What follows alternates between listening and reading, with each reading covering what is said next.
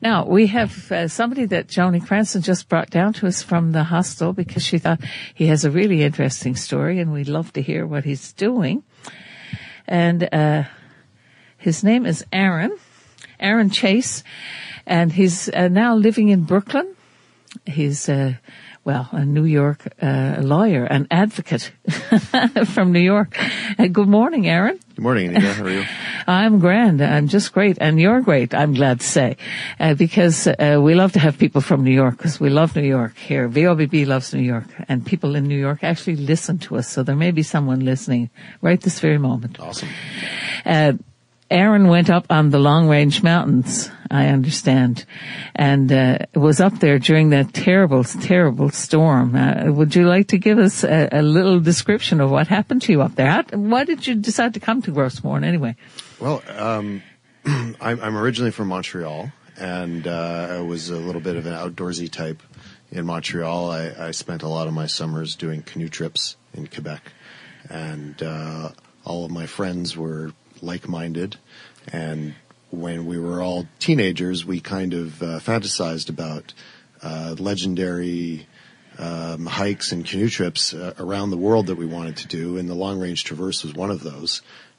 So basically, ever since I was a teenager, I've wanted to do this hike. Well, where'd you hear about it? How come you know about it? I don't know. I mean, just kind of word of mouth among people know about Grossmorn is legendary throughout Canada, I would say, and the Long Range Traverse is legendary among people who know about Grossmorn and who are interested in doing difficult hikes. So that was about it. You know, I just kind of heard people. I probably heard somebody who I respected a lot as an outdoorsman talk about having hiked the Long Range Traverse, and I thought, oh, that's something I'd like to do someday. And that someday was this Sunday, as it were. It just so happened that I have some time now. I'm switching jobs. In New York City, I start my new job on the 20th of October, so I have a little bit of time, and I thought, you know, this is a perfect opportunity to come out to Newfoundland. I've never been to Newfoundland. Perfect opportunity to hike this legendary route. So now that's done, thankfully, and in a few days I'm heading off to Mexico to just lie in a hammock and relax for a few days. The weather's going to be nicer down there. Yeah, I hope so. Warmer anyway. Yeah. So did you go up alone?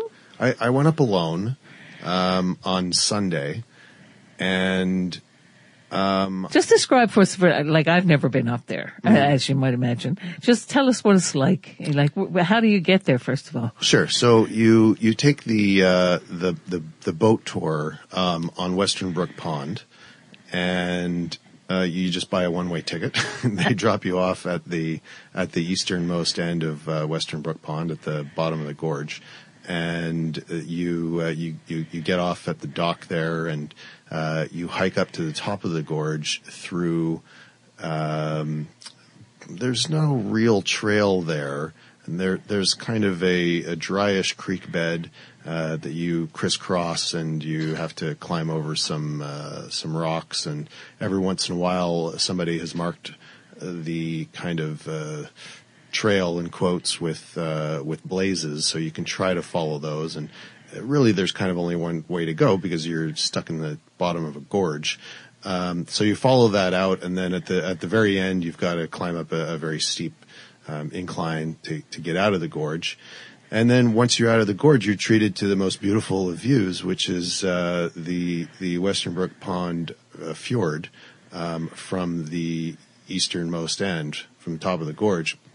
So that was absolutely gorgeous. And actually, so that was Sunday around 4:30 that I got up there, I think. 4:30 in the afternoon. 4:30 in the afternoon. Yeah. And that was a nice day, you may recall. Yeah, it was. It was beautiful. How did you prepare for this hike? I read what I could on the internet about people who had done it. I brushed up on my map and compass skills.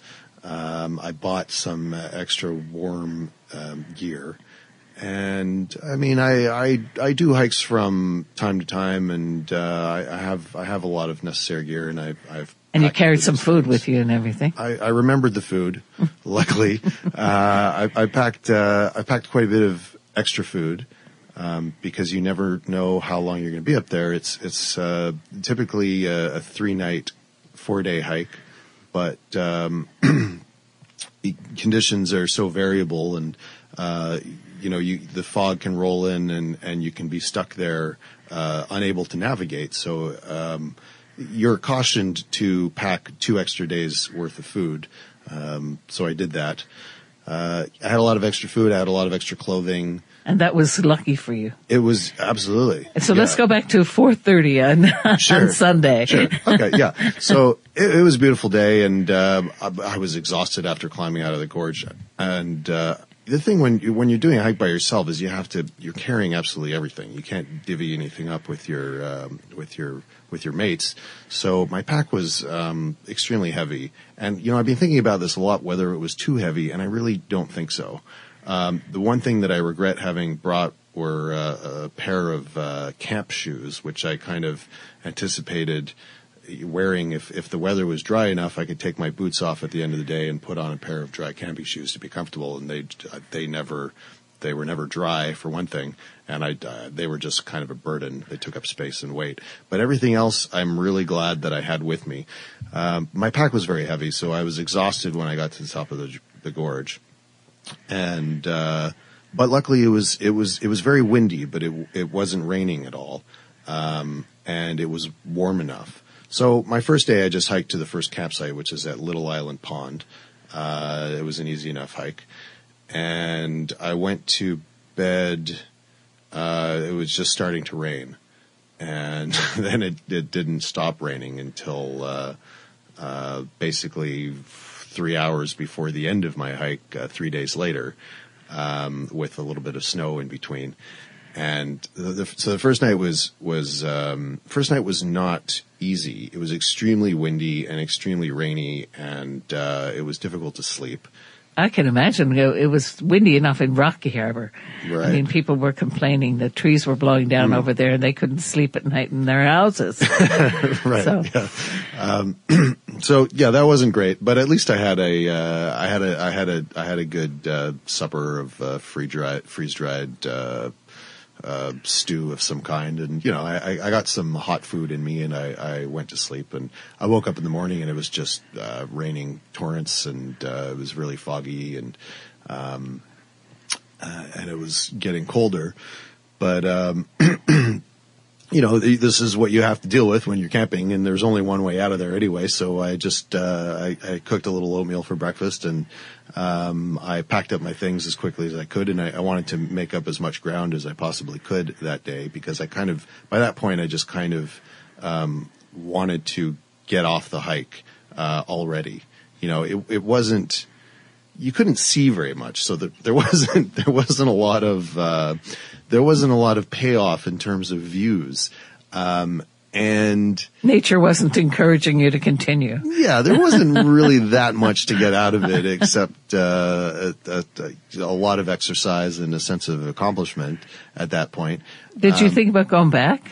Or was that wasn't really an option. Oh, okay. Actually, now that you mention it, I met a group of 3 young men when I was at the top of the gorge at 2 hours after I started my hike, and they were doing the North Rim Traverse, which starts at the Western Brook Pond parking lot and ends at the top of the gorge where I met them, and they had, that is supposed to be a 2-night hike, and they'd been doing it for 5 days already by that point, and they were completely exhausted.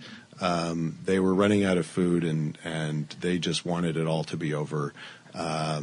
And they decided to hike down the gorge that I had just hiked up and try to catch the ferry, the Western Brook Pond boat tour, the next day back to their cars in the parking lot.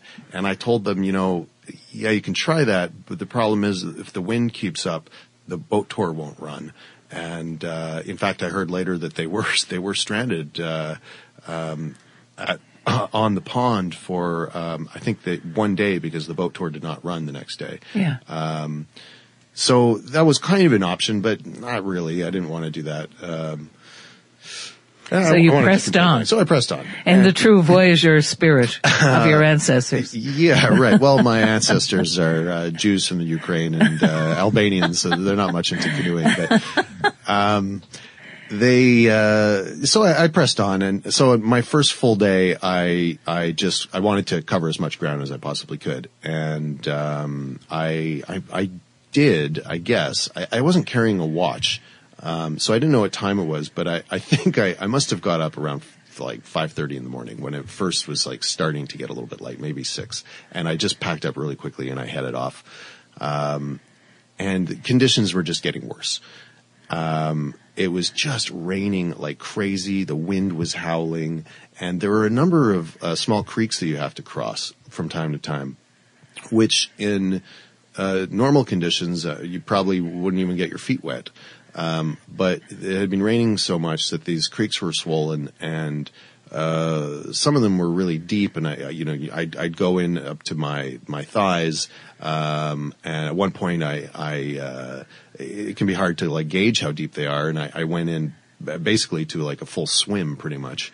Although it was a very narrow creek, so that was okay. I just climbed out, and I was carrying cold. This heavy pack all the time. Yeah, it wasn't pleasant. It wasn't pleasant. No. So I pressed on, and then at one point I got to a pond called Harding's Pond, Harding Pond, and there's a campsite there, but it's totally exposed. This is a major problem that I had with the whole route, is that there's no shelter anywhere. It's just tundra up there. There aren't any trees that you could tie a tarp down to create a shelter. I'm used to canoe camping in Quebec, where it can rain a lot, it can be windy, but at least there are trees, so you can find shelter. You can set up a tarp, and you can also start a fire and warm yourself that way, which you can't do in Gros Morne, because for one thing, fires are prohibited, and for another thing, there's no wood because there aren't any trees. Although I did see signs of fires, and I certainly would have tried to start one if I needed one, but everything was soaking wet too, and that would just not seem like an option. So I stopped at Harding's Pond, and it was around lunchtime, so I wrapped myself in my tarp, and I ate a sandwich of cheese, tomato, and hummus that I got from Java Jack's, which was excellent. I was really glad to have that. It was nice to have something tasty. And then I pressed on. But at a certain point, it just got to be too much. It was too windy, too rainy, too foggy, and it just didn't make any sense to keep going. So I just pitched my tent in the middle of nowhere and cooked a quick dinner, and packed it in for the day. And that night, so that was Monday night, and that was really, really windy. It was very difficult to sleep, and I was just getting poured on. And by that time, I just really wanted to get out of there. So I figured, okay, first thing in the morning, I'm going to just get up and cover as much ground as I can, and maybe I can even get out of here today. People do it in 2 nights. And in fact, I met somebody yesterday who told me that her husband once ran the whole thing in about 7 hours. So it's totally possible. I guess it wasn't windy and raining when he did that. I would venture to say probably not. So the third day, I got up as early as I could, and I got out of there, and I just started walking as quickly as I could. And you're navigating with map and compass, which is it can be difficult, especially in foggy conditions, and especially after a lot of rain when the hydrography has changed a bit. So you're looking for lakes that are mapped on the that are marked on the map that may look quite different in reality. So that was a little bit challenging. I got a little bit lost a couple times, but finally, around midday, I think, or a little bit before midday, I made it to the next campsite, which is Green Island Pond, and I was really delighted to get there. It's actually a very pretty campsite on a wide creek, and I was really happy to be there. It made, it let me know that I was on course, and I knew that from there I could probably get out of the park in a day. But the problem was that there's a creek. As I mentioned, the campsite is on a creek, and it's a very wide creek that pours out of Green Island Pond. It's maybe, probably about 30 meters wide, which is quite wide. And in the best of times, in the driest of times, I'm sure it's completely fordable. You can probably walk across it, without getting very wet at all. And actually, I asked somebody about this yesterday who did it in July, and they said, yeah, you just walk from stone to stone. I knew this was going to be a problem. I was a little bit scared of this before because I knew that I would have to cross a wide creek here. And in fact, when I got to that creek, I looked at it. It was just a raging river. It wasn't a creek at all. I mean, you could easily paddle a loaded canoe down the thing. Oh my God. And it had been swollen with all the rain that fell and snow. Right. Yeah. It was really swollen, and it was really wide. And I looked at this thing and I just thought, this is really going to suck. I can't think of any way around it. And I went for a long walk, a long way down the creek to see if I could find an easier crossing, and there weren't any. It turned into raging rapids after a while. I'm talking to Aaron Chase, who's telling me about his experiences on the long range traverse last week in the storm. So carry on, Aaron. Sure. So I just, after like pondering this very difficult situation for quite a while and not being able to figure any way around it, I just figured, okay, I don't know what I'm going to do here. I'm going to have to get across this creek, or there's no way I couldn't turn back at that point. I couldn't walk all the way back to the top of the gorge. That would take a couple of days, and then it just wasn't going to happen.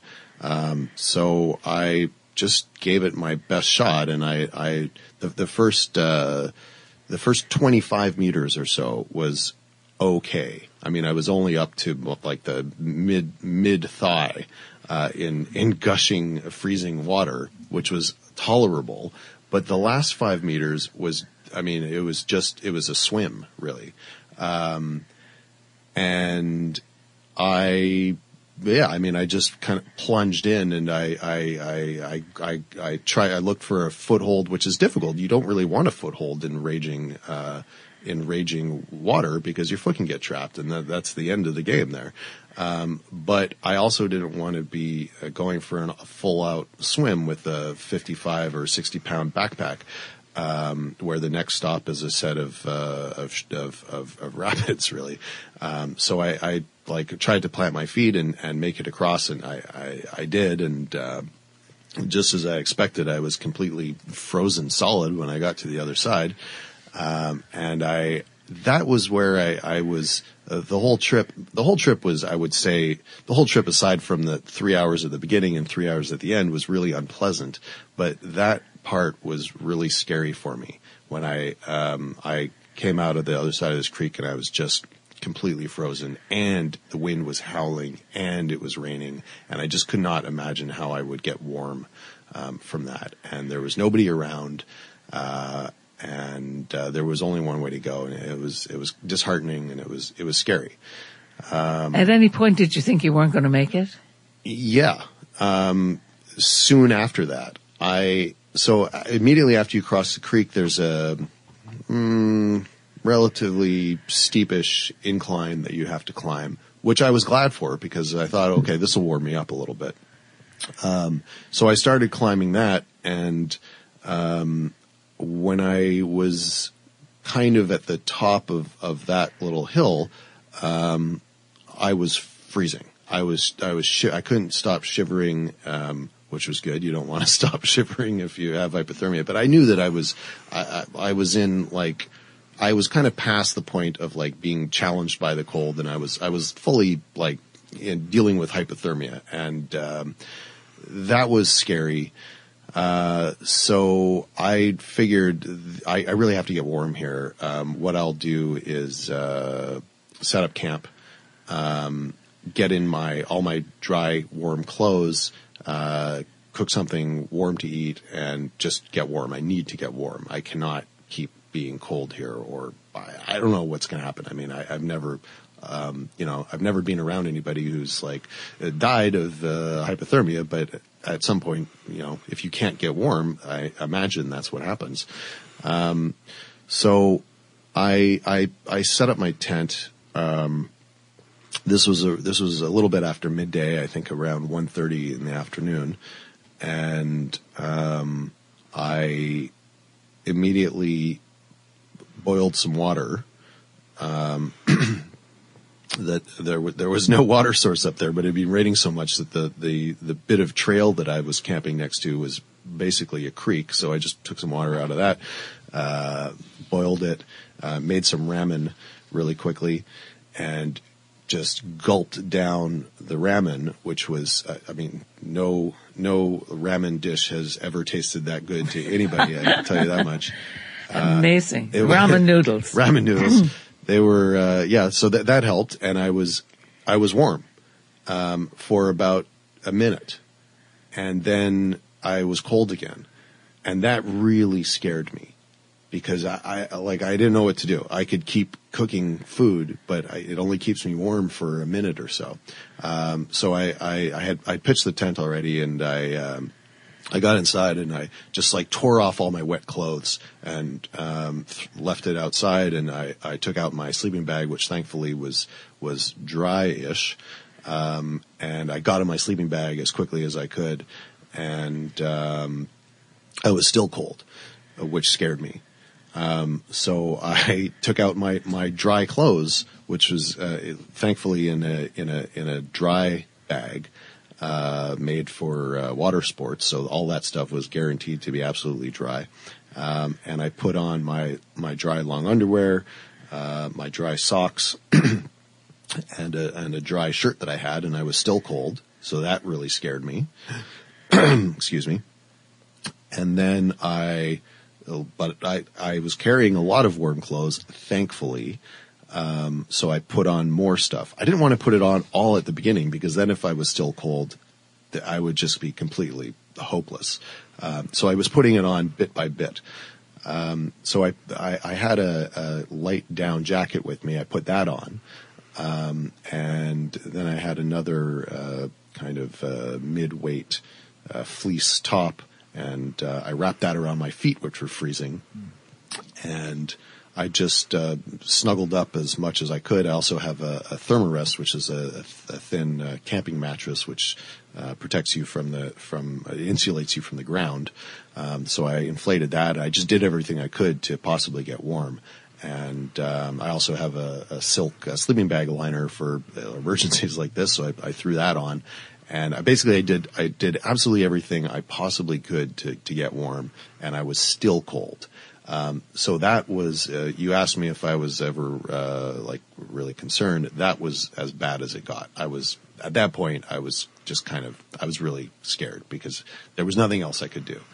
I'd done it all and I was still freezing. But after a while, I started to warm up a little bit, and that was encouraging. So eventually, the short story is here. The short story is that I spent 18 hours like that, just cowering in my tent, in my sleeping bag, wearing absolutely everything that I could. And that's all that happened for 18 hours. I just lay in my sleeping bag, trying not to lose any more heat than I possibly could, which was difficult because it was so windy and so rainy that still outside. Still, it didn't stop. So no matter what I did,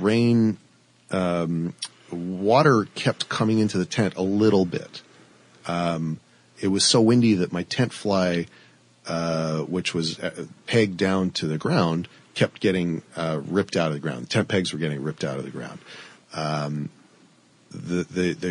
When I say ground up there, there's very little topsoil, so it was hard to find a good grip for the tent pegs, which is part of the reason that they kept getting ripped out. But the real reason is that the wind was, it was just raging. About 100 kilometers an hour or more, perhaps. I had no way to measure it, but I'm sure it was, it was the windiest that I'd ever experienced, probably. It must have been over 100, I would think. So the tent flaps are getting ripped out, and then they would be flapping around, and then the rainwater would be coming in. And the tent was already soaking wet because it was exposed all day. So, there was just like moisture everywhere. I felt, and then, so then the sun, eventually started to go down. And although this was like 6 hours later, I was doing nothing, just lying there, like trying to stay warm. And there was no way I didn't want to leave the tent for absolutely any reason, if you know what I mean. Including to cook. I mean, that was out of the question. There was no way I was going to get out and cook because, I just didn't want to expose myself to the elements. I figured if I got out of my sleeping bag for even a minute, I was going to be freezing, and I did not want to deal with that. So, I just cowered there for a long time, and, then the night came, and I tried to sleep, but it was very difficult because the wind was howling and the tent kept getting ripped out of the ground and flapping around. I kind of felt like a captain of a sailboat in the middle of nowhere by himself, like trying to tie everything down at once. It was a bit of a juggling act. And I've eventually morning came. It started to get a little bit light, and I looked around the ground immediately outside of my tent because I couldn't see anything beyond just 2 feet away from my tent because the tent fly was down, and I saw a chunk of ice next to my tent. I guess it got to freezing overnight, and some kind of ice stalagmite had formed over there, and it was snowing. So that was just the worst possible. I couldn't believe it. I'd gone through all this, and now I'm like in a snowstorm. It wasn't exactly a blizzard, but it was snowing, and it was below freezing. That was just the worst possible. I couldn't imagine, when is this going to end? Did you think to yourself, why did I come up here? Oh, absolutely. I really regretted it most of the time I was there. The Parks Canada, thankfully had given me, as they give to all, hikers who do the long range traverse, a personal locator beacon, which you can use in case of emergencies. And I was reaching for that thing like all the time. I knew where it was, and I just thought, I just want to rip that out and activate it. But the conditions were so bad, it was so foggy and so windy that I was like, nobody can even come to get me, so what's the point? And I really did not want to use it at all. I wanted to walk out. A matter of pride. For one thing, for sure. I didn't want to inconvenience anybody. I am at heart Canadian. I didn't want to bother anybody. So the thing was, I woke up in the morning, it was snowing, and then shortly after that, it cleared up. It was still snowing, but the fog went away, and I could see the lake that I was camped by clearly. And I thought, well, this is as good as it gets. At least I can navigate. So the thing I was dreading most was putting on my wet clothes, which was the clothes that I'd been wearing the day before when I basically swam across this river was sitting outside of my tent, and I couldn't wear my dry clothes out, although I desperately wanted to just, continue the day in the dry clothes that I was wearing. But that just seemed like a terrible idea, because if I had to set up camp again, in a hurry, then I would have no dry clothes, and I would just never get warm. So, I had to pack up my wonderful, wonderful dry clothes and put on these horrible, soaking wet, freezing, pants, socks, top. That was just awful. And, I packed up everything in a huge hurry. I hadn't eaten anything since I'd had the ramen the day before. Actually, no, I made myself a hummus sandwich in the tent before heading off. I packed up everything and I just, took off. And, I wasn't that far from the next and final campsite, which is Fairy Gulch at the base of Grossmore Mountain. I was only about 3.5 kilometers away, but, 3.5 kilometers can be quite arduous. And can take quite a long time, in difficult conditions. And if you have to walk through Tuckamore, I mean, I didn't know what I was going to be faced with. But I just kind of took off and went as quickly as I could, and it was snowing, but really beautiful. You know, there were like flashes of, it was clearing up and there was a little bit of sun, and there was snow on the tundra. And not long after I took off, I caught a glimpse, all of a sudden you're treated to this beautiful view of 10 Mile Pond, which is just spectacular. But I was in no mood for picture taking. I was just completely in survival mode. This was not like a pleasant, stop and take a picture kind of, ordeal for me. I just wanted to get down as quickly as I could. So I just took off, and I knew from there I was probably only about 1.5 kilometers from the top of, Fairy Gulch. Which is it's a gulch. There's a really steep incline to climb down to get to the campsite.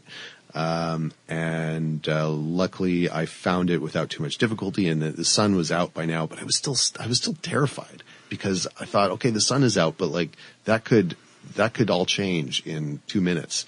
And, the fog could roll in. I could be stuck again. I do not want to get stuck this close to the final campsite. So I went down the gulch basically as quickly as I could, which is not really advisable because it's quite steep, and I almost wiped out on a number of occasions, and I was dreading like breaking my leg so close to the end of the trip.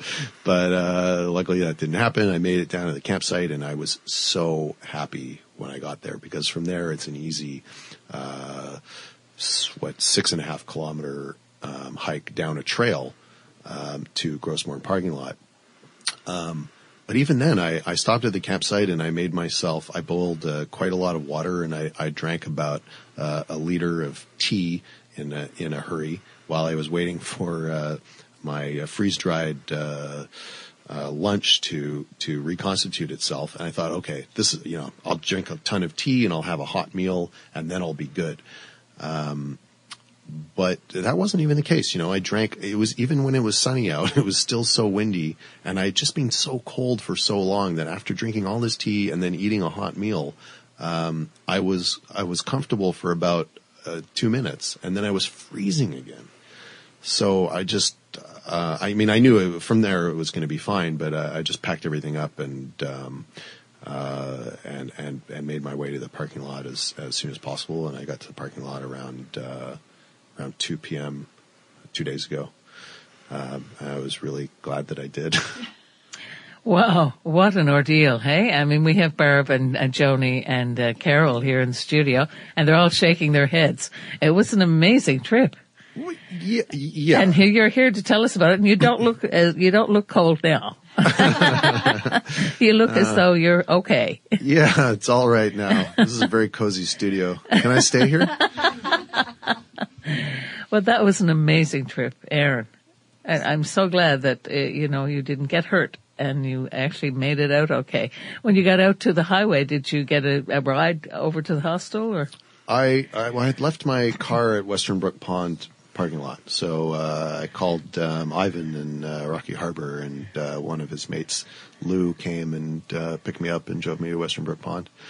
And you got your car up there. Got my car, and oh man, was that ever a joyous sight. I took my boots off in a hurry and cranked the heat up. And then you came here to the hostel to stay. I came to the hostel, yes, which is a lovely place. I'd recommend it to anybody. And I guess you did a bit of laundry. Yeah, I did. You're absolutely right. Yeah, that was pretty much the first thing I did. I had a lot of nasty laundry to do. I still do. Well, thanks for coming in and sharing that experience with us. Barb has a question she wants to ask there. Yeah, were you unable to find a companion to go with you, or why were you traveling alone? I didn't look for a companion. I can't really think of anybody else who, I know who would have wanted to have done it in the first place, even in good conditions. And I wanted to do it alone. I was looking for a challenge. Yeah. You got it. I got more than I'd bargained for. Yeah, I've done a few. I'm a canoeist really by experience, but I enjoy hiking, and over the last few years, I've done a few hikes in different places around the world that I've enjoyed very much. Always but they've been kind of easy hikes on trails with shelters that you can stay in, and one of them even had stoves that you could use. So I wanted, I really wanted a very pure wilderness experience. I live in New York City, and I wanted the antidote to New York City life. And it just occurred to me, the long range traverse. Yeah, I've wanted to do this for a really long time, and that would be it. And the true antidote to New York City life is a wilderness experience by yourself. I guess this is as extreme as it gets. No, it's not. Like, no? It was difficult. It was a difficult experience for me, and yeah, and it really sucked, and it was a little bit perilous from a hypothermia point of view. But you could certainly, you could certainly have. This was not like the movie Gravity with George Clooney or All Is Lost with Robert Redford. Although I kept thinking of those movies. You didn't have to cut your arm off, I suppose. Yeah, right, exactly.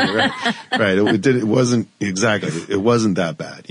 Worst as it was, I had a tent, I had dry clothes, I had food, I had a personal locator beacon. I knew all of that, but it's really harrowing when you're by yourself, and you have, you're by yourself. You can't communicate with anybody.